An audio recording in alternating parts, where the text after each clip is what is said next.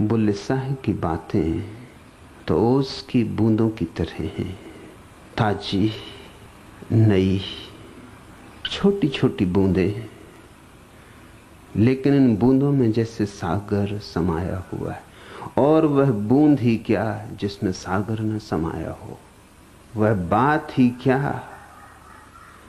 जो बेबात की दुनिया की खबर न ले आए, वह शब्द ही क्या जिसमें निशब्द की वीणा न बजती हो।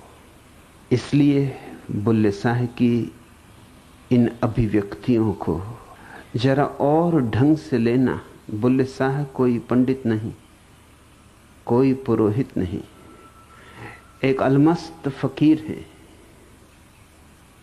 जिन्होंने जाना, जिन्होंने जिया, पिया और पिलाया भी। सिर्फ विचार करने बैठोगे तो चूक जाओगे। ये बातें तो निर्विचार में ही समाविष्ट हो सकती हैं। बन अखी अते अन्न कन्न दोवें, गो से बैठ के बात विचारिए जी। आंख और कान दोनों बंद करके होश में बैठ के विचार करो। यह जरा सोचने की बात है। यह तो कबीर की उलट बांसी जैसी बात है। आंख और कान ही हमारे द्वार हैं जहां से विचार प्रवेश करता है। आंख और कान से ही देखकर और सुनकर ही, सुनकर और पढ़कर ही हमारे भीतर विचारों का संकलन होता है। विचारों की परत पे परत जमती, धीरे धीरे विचार के पहाड़ खड़े हो जाते, इतने बड़े कि हमारा शून्य हमें भूल ही जाता है, हमारा स्वाह हमें विस्मृत ही हो जाता है। विचारों की धूल इतनी जम जाती है कि चेतना का दर्पण था भी कभी, इसकी याद भी नहीं आती। चेतना की भाषा ही भूल जाती, बस हम शब्दों के जंगल में ही खो जाते। और ये दोनों बातें आती हैं आंख और कान से, या तो सुनकर या देखकर। बुल्ले शाह कहते हैं बन अखी अते कन्न दोवों, दो चीजें बंद कर लो, आंख और कान। बुल्ले शाह सीधे साधे आदमी सीधी सादी बात कह रहे हैं और ध्यान फलित हो जाएगा। जो आंख से पाया है उसे बाहर छोड़ दो, जो देखा है उसे भूल जाओ ताकि जो देखने वाला है उसकी याद आ जाए। जो सुना है उसे विस्मृत कर दो ताकि जो अनसुना है उसका झरना तुम्हें सुनाई पड़ने लगे। हमारे कान बाहर की आवाजों से भरे, बाहर का शोरगुल बहुत है, शोरगुल ही शोरगुल है। और हम ऐसे पागल हैं कि उस कचरे को इकट्ठा किए चले जाते। व्यर्थ की बातों को भी लोग संभाल संभाल के रखते, जिनका कोई मूल्य नहीं, कोई उपयोग नहीं। उन बातों से अपने भीतर के जगत को यूं कर लेते हैं जैसे कोई कबाड़ खाना हो। जो देखा है उसे बाहर छोड़ दो, वो बाहर का ही है, तुम्हारा नहीं है। जो सुना है उसे भी बाहर जाने दो, वो भी बाहर का है, वो भी तुम्हारा नहीं। तब तुम्हारे अनुभव में पहली बार एक नई ज्योति उठेगी जो तुम्हारी है। उसे कहो दृष्टा, दृश्य नहीं। उसे कहो श्रावक, श्रवण नहीं। महावीर ने कहा है मूलतः दो तीर्थ हैं जिनसे व्यक्ति उस दूर के किनारे तक पहुंचता है। एक तीर्थ है श्रावक का, श्राविका का, और एक तीर्थ है साधक का, साधु का, साध्वी का, साधिका का।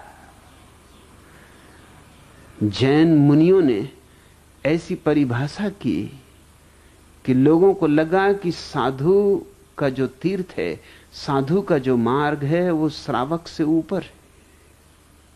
वह बात बुनियादी रूप से गलत है। साधना तो तब करनी होती है जब सुन के समझ में ना आए। जो सुन के ही समझ गए वो साधना क्यों करेंगे? बुद्ध का एक शिष्य था विमल कीर्ति। वह कभी साधु ना हुआ, श्रावक ही रहा, मगर बुद्ध उसके पास अनेक बार अपने दूसरे शिष्यों को भेजते थे कि जाओ और विमल कीर्ति से पूछो।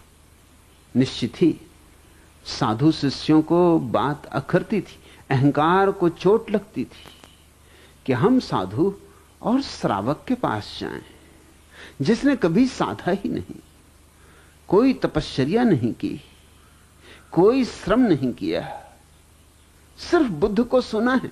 हमने तो सुना भी है और किया भी है, हम उसके पास समझने जाएं। श्रावक तो हमेशा साधु के पैर छूता है, लेकिन बुद्ध भेजते थे अपने साधुओं को विमल कीर्ति के पैर छूने। विमल कीर्ति के पास जाते हुए भी लोग डरते थे, क्योंकि वो ऐसी बातें उठा देता था, ऐसे तार छेड़ देता था कि बेचैनी पैदा हो, उसे उत्तर देना मुश्किल हो जाता था।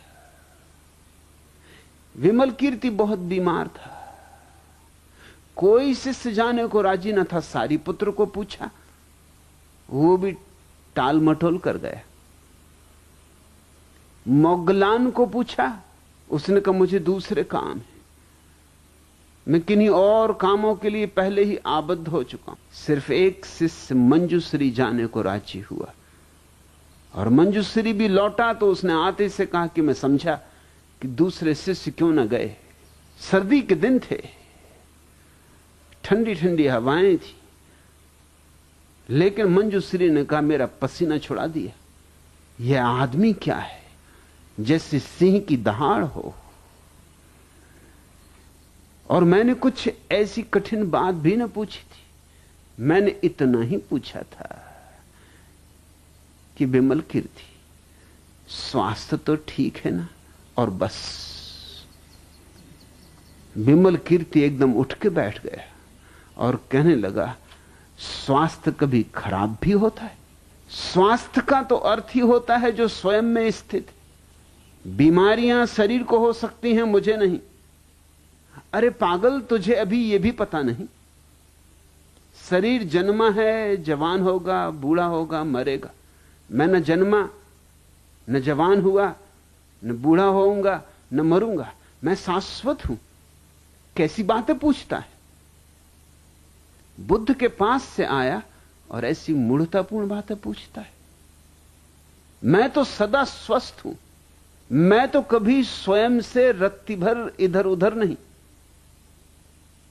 मैं तो अपने भीतर केंद्रित हूं। मैंने तो अपना घर पा लिया।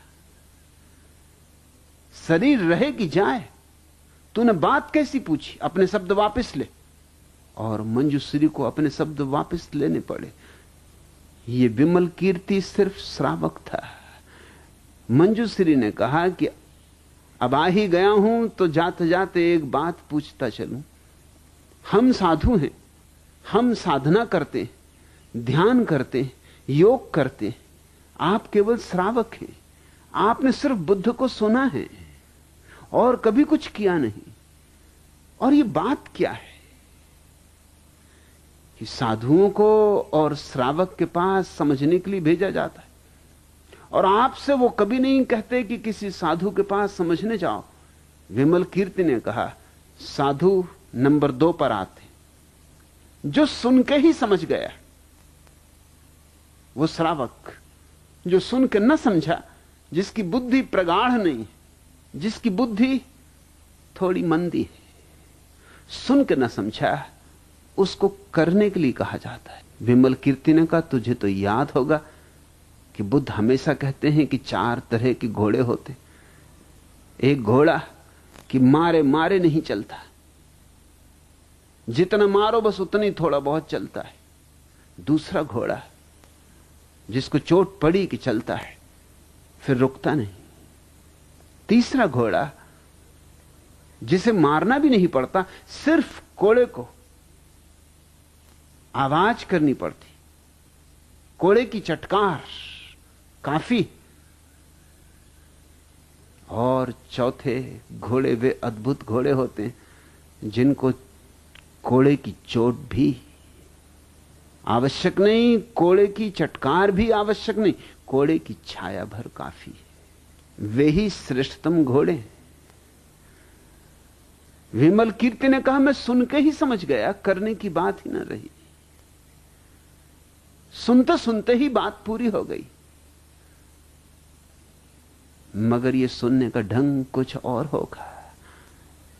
सुन के जो शब्दों को पकड़ेगा पंडित हो जाएगा, सिद्धांतों को पकड़ेगा तो सूचनाओं का संग्रह हो जाएगा। लेकिन सुन के जो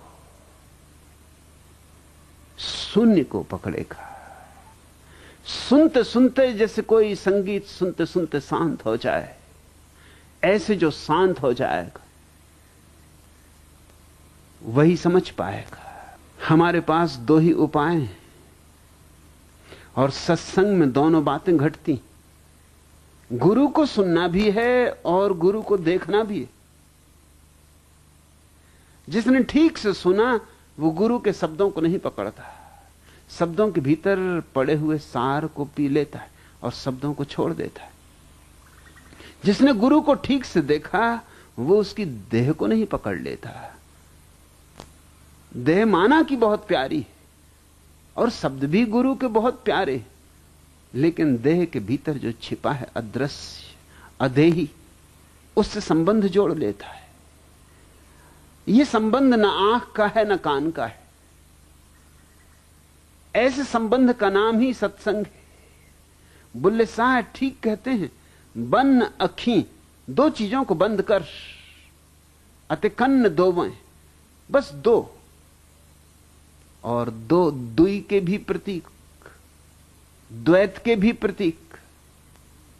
और जहां द्वैत है वहां विचार है, क्योंकि जहां द्वैत है वहां संघर्ष है। जहां दुई है वहां सवाल है, यह ठीक वह ठीक।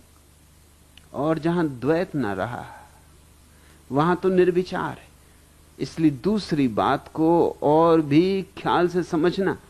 बन अखी अत कन्न दोवें, गोशे बैठ के बाद विचारिए छी। बुल्ले शाह उलट बांसी कह रहे हैं। वो कह रहे हैं आंख से जो देखा बाहर छोड़ दो, कान से जो सुना उसे पकड़ो मत। आंख और कान को बंद कर लो और अब होश पूर्वक बैठ के विचार करो। अब तो विचार कर ही ना सकोगे, अब तो विचार असंभव है। विचार के लिए द्वैत जरूरी है, अपरिहार्य है। बिना दो के कोई विचार नहीं हो सकता। और विचार के लिए मूर्छा भी जरूरी है, बेहोशी भी जरूरी है। जैसे सपने के लिए नींद जरूरी है, वैसे विचार के लिए बेहोशी जरूरी है। और जब आंख भी बंद, कान भी बंद और भीतर होश का दिया जला, फिर कैसा विचार? उसी को तो निर्विचार कहा है, उसी को तो निर्विकल्प समाधि कहा है।